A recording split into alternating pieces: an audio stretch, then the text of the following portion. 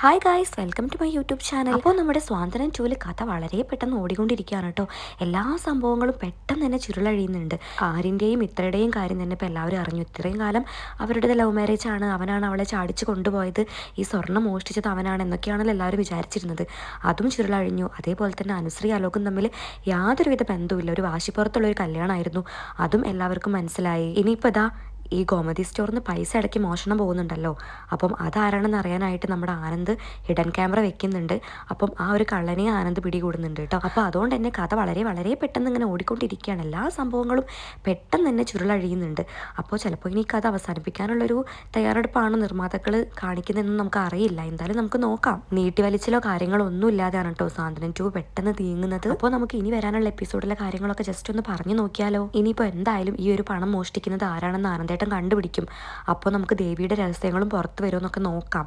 എന്തായാലും ഇത്രയൊക്കെ കാര്യങ്ങൾ പെട്ടെന്ന് തന്നെ പുറത്തറിഞ്ഞതുകൊണ്ട് ദേവിയുടെ കാര്യവും ഇനി ഒരു ഒളിമറയില്ലാതെ പുറത്തെത്തുന്നുള്ളത് ഒരു 100% നമുക്ക് ഉറപ്പിക്കാം. പക്ഷെ എന്ത് സംഭവിച്ചാലും ഈ ആനന്ദ് ഇതൊന്നും പുറത്ത് പറയില്ല കേട്ടോ. എന്തോ ഒരു പേടിയോ എന്തോ കാരണങ്ങൾ കൊണ്ട് അത് ഉള്ളിൽ വെക്കുകയാണ് പതിവ്. അതുകൊണ്ട് ഇതൊന്നും ആരും അറിയുന്നില്ല. പക്ഷെ ഇപ്രാവശ്യം ഈ ഒരു കള്ളനെ പിടികൂടുന്നതോടുകൂടെ എല്ലാവരോടും ഇത് അറിയിക്കുന്നുണ്ട്. എന്തായാലും അടുത്ത എപ്പിസോഡിൽ അനു എല്ലാ രഹസ്യങ്ങളും എല്ലാവരോടും പറയാനാണ് കേട്ടോ. അവൾ പറയുന്നുണ്ട്, ഇവനെ ഞാൻ സ്നേഹിച്ചു എന്നുള്ളത് സത്യം തന്നെയാണ്, പക്ഷേ എന്നവൻ എൻ്റെ അമ്മേനെ കൊല്ലാൻ നോക്കിയോ അന്ന് തൊട്ട് ഞാൻ അവനെ വെറുത്തു. എനിക്ക് അവനോട് പ്രതികാരം ചെയ്യണമായിരുന്നു. അവൻ്റെ തനി സ്വഭാവം ഞാൻ മനസ്സിലാക്കി. അവനൊരു മനുഷ്യനല്ല, മൃഗമാണ് എന്നൊക്കെ അവളിങ്ങനെ വിളിച്ച് പറയുമ്പോൾ എല്ലാവരും ഒന്നടങ്കം ഷോക്കാവാണ്. എന്നോ എൻ്റെ മനസ്സിൽ നിന്ന് അവൻ പോയിട്ടുണ്ട്. അന്നവൻ എൻ്റെ റൂമിലേക്ക് കയറി വന്നില്ലേ, അന്നവൻ ദേവിയേടത്തിയെ ചവിട്ടിയതുകൊണ്ടാണ് ദേവിയേടത്തി ഇന്നീ ഒരു അവസ്ഥയിലായത്. അതെന്നെ ഒരുപാട് തളർത്തി, എനിക്ക് ഒരുപാട് ട്രോമ ഉണ്ടാക്കിയൊരു കാര്യമായിരുന്നു അത്. പിന്നീട് ഞാൻ അതിനൊക്കെ റിക്കവറായി വരുമ്പോഴാണ് നിങ്ങളെല്ലാവരും കൂടെ എൻ്റെ കല്യാണം നോക്കിയത്. ഞാനും തന്നെ മനസ്സുകൊണ്ട് ആ ഒരു കാര്യത്തിന് തയ്യാറായി നിൽക്കുമായിരുന്നു. അങ്ങനെ എൻ്റെ കല്യാണ തലേന്ന് ഈവൻ ഈ വൃത്തികെട്ടവൻ എൻ്റെ ഫോണിലേക്ക് ഞങ്ങൾ എഡിറ്റ് ചെയ്ത ഒരുപാട് ഫോട്ടോസ് എനിക്ക് അയച്ചു തന്നു. ഞാൻ ആകെ പേടിച്ചു പോയി. എന്നിട്ട് അവൻ പറയുന്നുണ്ട്, ഇത് ഞാൻ എല്ലാവരെയും കാണിക്കും, നിന്നെ ഞാൻ നാണം കെടുത്തുന്നു, ഞാനും നീയുള്ള ബന്ധം വഴിവിട്ട ബന്ധം എല്ലാവരും അറിയാം, അപ്പോൾ നിൻ്റെ കല്യാണം മുടങ്ങും എന്നൊക്കെ അവനിങ്ങനെ വാശിയോട് കൂടെ വിളിച്ച് പറയായിരുന്നു. എനിക്ക് വേറൊരു മാർഗ്ഗം ഉണ്ടായിരുന്നില്ല. എനിക്കറിയാം ഇത് എഡിറ്റിംഗ് ആണെന്ന്, പക്ഷെ എല്ലാവരോടും അതെങ്ങനെ ഞാൻ പറയും, എല്ലാവരും അത് എങ്ങനെ എടുക്കുന്നതെന്ന് എനിക്ക് അറിയില്ലല്ലോ. ആകെ പെട്ട അവസ്ഥയിലായിരുന്നു ഞാൻ പെട്ടെന്ന് തന്നെ ഏട്ടന്മാരോടും അച്ഛനോടും അമ്മേനോടും ഈ ഒരു കാര്യം പറയാനായിട്ട് പോകുമ്പോൾ ഈ സുകന്യ ചേച്ചിയാണ് എന്നെ പിടിച്ചു വെച്ചതും എന്നോട് പറഞ്ഞത്, നീ ഇപ്പോൾ അവനെ പിണക്കണ്ട, അത് വലിയൊരു പ്രശ്നമാകും, എല്ലാവർക്കും നാണക്കേടാവും, നീ ഇപ്പോൾ അവനോട് പോയി മാപ്പ് പറയണം എന്നൊക്കെ എന്നെ പറഞ്ഞ് തിരിപ്പിച്ചത് ഈ സുകന്യ ചേച്ചിയാണ്. എനിക്ക് ഡൗട്ടുണ്ട് അലോകിന് കൂട്ടുന്നത് ഈ ചേച്ചിയാണെന്ന്. അതുകൊണ്ടാണെന്ന് ഞാനൊരു വലിയ പൊട്ടത്തരം ചെയ്തതും ഞാനിവിടുന്ന് അവനോട് മാപ്പ് പറയാനായിട്ട് ഞാൻ പോയതും. ഞാനും അലോകായിട്ടുള്ള ബന്ധം അവസാനിച്ച് കഴിഞ്ഞപ്പോഴും ഈ സുകന്യ ചേച്ചിയാണ് ഞങ്ങളുടെ ഇടയിൽ വന്ന് ഓരോ പ്രശ്നങ്ങൾ ഉണ്ടാക്കിയതും എന്നെ ഒരുപാട് കാര്യങ്ങൾക്ക് എന്നെ അനാവശ്യമായിട്ട് സപ്പോർട്ട് ചെയ്തതും എന്നെ കുഴിയിൽ ചാടിച്ചതൊക്കെ സുകന്യ ചേച്ചിയാണ് എന്നൊക്കെ അവൾ വിളിച്ച് പറയുമ്പോൾ സുകന്യ എന്ന കഥാപാത്രത്തിൻ്റെ മുഖം മൂടി ഇവിടെ അഴിഞ്ഞു വീഴാൻ പോവാണ് കേട്ടോ. അതൊക്കെ എല്ലാവരും വളരെ വളരെയധികം ഷോക്കിങ്ങിലൂടെയാണ് കാണുന്നത്. ഇതൊന്നും ആർക്കും അറിയില്ലല്ലോ, എല്ലാം എല്ലാവരുടെയും ഉള്ളിലുള്ള രഹസ്യങ്ങളാണ്. ഇതൊക്കെ പുറത്ത് വരുമ്പോഴാണ് എല്ലാവരും ഇത്രയൊക്കെ സംഭവിച്ചിട്ടുണ്ടോ, അല്ലെങ്കിൽ നമ്മൾ ഇത്രയും കാലം വിശ്വസിച്ച ആൾക്കാർ ചതിയന്മാരാണോ എന്നൊക്കെ അറിയുന്നത് തന്നെ കേട്ടോ. പുറത്ത് ചിരിച്ച് നല്ല രീതിക്ക് സംസാരിക്കും, പക്ഷെ ഉള്ളിൽ കൂടെ ഭയങ്കര കുത്തലായിരിക്കും. എന്തൊക്കെ ആയാലും സുകന്യൻ എന്തായാലും ധർമ്മൻ നല്ല രീതിക്ക് വാഴിക്കില്ലെന്ന് ഉറപ്പായി. കാരണം ധർമ്മൻ നല്ല രീതിക്ക് ജീവിക്കുന്ന ഒരാളല്ലേ. ഈ ഒരു കാര്യമൊക്കെ കേൾക്കുമ്പോൾ എന്തായാലും ധർമ്മൻ സുകന്യനെ ഒന്ന് അടിച്ച് പൊട്ടിക്കാനുള്ള ചാൻസൊക്കെ കൂടുതലാണ് കേട്ടോ. അതോടെ അവർ തമ്മിലുള്ള ബന്ധം എങ്ങനെ ആകും എന്നൊക്കെ നമുക്ക് നോക്കാം, കണ്ടറിയേണ്ടത് തന്നെയാണ്. കാരണം ഇത്രയും വലിയ കാര്യത്തിലൊക്കെ ഇടപെട്ട് വലിയ പ്രശ്നങ്ങൾ ഉണ്ടാക്കിയ ഒരു ഭാര്യനെ ഒരു ഭർത്താവിന് എന്തായാലും സ്നേഹിക്കാൻ കഴിയില്ലല്ലോ. അതും അവർ പരസ്പരം കുടുംബം കൂടി ആവുമ്പോൾ. അതുപോലെ തന്നെ ഈ ഒരു സുകന്യയുടെ കല്യാണം മുന്നേ കഴിഞ്ഞിട്ടുണ്ടായിരുന്നല്ലോ, അതൊക്കെ ഈ മുത്തശ്ശി ആ സമയത്ത് വിളിച്ച് പറയുന്നുണ്ട് കേട്ടോ. അതൊക്കെ കൂടുതൽ സുകന്യയ്ക്ക് നെഗറ്റീവ് ആവാനുള്ളൊരു വഴി ഒരുക്കുകയാണ്. സുകന്യയും ധർമ്മനും ഈ ഒരു കാര്യം കൊണ്ട് വാക്കുതർക്കം ഉണ്ടാവുന്ന സമയത്താണ് കേട്ടോ ഈ മുത്തശ്ശി ഇത് വിളിച്ച് പറയുന്നത്, എടാ അവൾ ഈ ഒരു കാര്യം കൊണ്ട് മാത്രമല്ല, അവൾ വീണ്ടും നമ്മളെ പറ്റിച്ചിട്ടുണ്ട്, അത് അവൾ രാജശ്രീയും കൂടിയാണ് അങ്ങനെ ചെയ്തത്. എനിക്ക് പിന്നെയാണത് മനസ്സിലായത്, അവൾ വേറെ കല്യാണം കഴിച്ചിട്ടുണ്ടായിരുന്നടാ, അവൾ നിന്നെ പറ്റിക്കായിരുന്നു, ഇതൊന്നും അറിയാതെയാണ് നീ അവളുടെ കുഴിയിൽ ചാടിയത് എന്നൊക്കെ മുത്തശ്ശി ആ ഒരു ദേഷ്യത്തിൻ്റെയും ആ ഒരു പ്രശ്നത്തിൻ്റെ ഭീകരത കൂട്ടാനൊക്കെ ആയിട്ട് വിളിച്ച് പറയാൻ കേട്ടോ.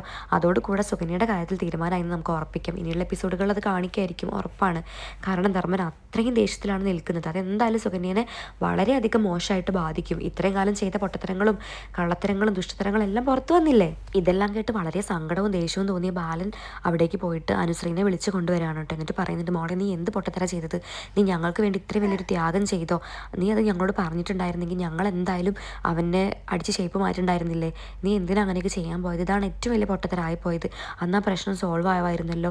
നീ എന്തിനാ വെറുതെ നാണക്കേടും അതുപോലെ പേടിയൊക്കെ കാരണം ഇങ്ങനെ ഒരു ലൈഫ് ചൂസ് ചെയ്തത്, ഇത്രയും കാലം അവൻ്റെ അടിമയായിട്ട് നീ ജീവിച്ചത് എന്നൊക്കെ ഇങ്ങനെ ബാലൻ സങ്കടത്തോടു കൂടെ ഹൃദയഭേദകമായിട്ട് വിളിച്ച് പറയുന്നുണ്ട്. കാരണം ഇങ്ങനെയൊക്കെ ഒരു സത്യം തിരിച്ചറിയുമ്പോൾ ഏതൊരച്ഛനും സഹിക്കാൻ പറ്റില്ലല്ലോ. തൻ്റെ മകള് അതും താനൊരു കുറ്റം ചെയ്യാതെ ഇത്രയും നരകിക്കുമ്പോൾ അതൊരിക്കലും അവർക്ക് സഹിക്കാനാവില്ലല്ലോ. അവരും തന്നെ ഒരുപാട് അവളെ കുറ്റപ്പെടുത്തിയിട്ടുണ്ടല്ലോ. അതൊക്കെ വെറുതെ ആയിരുന്നു എന്ന് തോന്നുമ്പോൾ എന്തായാലും വേദനിക്കും ആ ഒരു മനസ്സ്. അങ്ങനെ സുകന്യായിട്ടുള്ള ബന്ധമൊക്കെ അവിടെ ഉപേക്ഷിക്കാണ് കേട്ടോ അനു. പിന്നീട് അവൾ നല്ല രീതിക്ക് പഠിച്ച് ജോലിക്കൊക്കെ പോകുന്നുണ്ടെന്ന് തോന്നുന്നു. അങ്ങനെയൊക്കെ ആയിരിക്കും എന്തായാലും. അവൾ എന്തായാലും ഇപ്പം എല്ലാവരും ഈ രഹസ്യം അറിഞ്ഞതുകൊണ്ട് അലോകിനെ വിട്ട് അവളെ വീട്ടിലേക്ക് വന്നിട്ടുണ്ടായിരിക്കുമല്ലോ. പിന്നെ അവളുടെ കരിയർ ബിൽഡ് ചെയ്യും. കാരണം ആ ഒരു സമയത്തൊക്കെയാണല്ലോ ഇങ്ങനെയൊക്കെ സംഭവിച്ചത്. അപ്പോൾ ഇനി അവൾ നന്നായിട്ട് പഠിച്ച് ജോലിയൊക്കെ വാങ്ങി ഇനി അവൾക്ക് വേറൊരു പേര് വരുമായിരിക്കും. അങ്ങനെ ആനന്ദ് വെച്ച ഇടൻ ക്യാമറ ഉണ്ടല്ലോ, അതിൽ സത്യം തെളിയാൻ പോവാണ് കേട്ടോ. അതായത് ഈ ഒരു പണം മോഷ്ടിക്കുന്നത് ഉദയഭാനുവാണ്, അതായത് ദേവിയുടെ അച്ഛൻ. അങ്ങനെ ഉദയഭാനു ഈ ഒരു പണം എന്നും മോഷ്ടിക്കുന്ന മാതിരി മോഷ്ടിക്കുകയാണ്. ഈ ഒരു ക്യാമറ വെച്ചതൊന്നും അറിയില്ലല്ലോ. അപ്പോഴാണ് ദേവി ഇത് കാണുന്നത്. അപ്പോൾ ഉദയഭാനു പറയുന്നുണ്ട്, മോളെ ദയവ് ഇത് ആരോടും പറയരുത്, എൻ്റെ ഗതികേടുകൊണ്ടാണ് ഈ ഒരു പൈസ ഇവിടെ നിന്ന് മോഷ്ടിക്കുന്നതുകൊണ്ടാണ് ഞാനും നിൻ്റെ അമ്മയും അനിയത്തിയും ഒക്കെ ജീവിക്കുന്നത്. അല്ലാതെ എങ്ങനെ ഞങ്ങൾ ജീവിക്കും മോളെ, എൻ്റെ നിവർത്തിക്കേടുകൊണ്ട് ഞാൻ ഇങ്ങനെ ചെയ്യും, അല്ലെങ്കിൽ ഞാൻ ഒരിക്കലും ഇങ്ങനെ ചെയ്യില്ല. അപ്പോൾ അവൾ പറയുന്നുണ്ട്, പട്ടിണിയാണെങ്കിൽ പട്ടിണി കിടക്കണം, അല്ലാതെ പൈസ മോഷ്ടിക്കുകയാണ് ചെയ്യുക. ഇതൊക്കെ എല്ലാവരും അറിഞ്ഞ് എന്തൊക്കെ പ്രശ്നം ഉണ്ടാവുമെന്ന് അച്ഛൻ അറിയോ, എനിക്ക് അവിടെ ജീവിക്കാൻ പറ്റുമോ?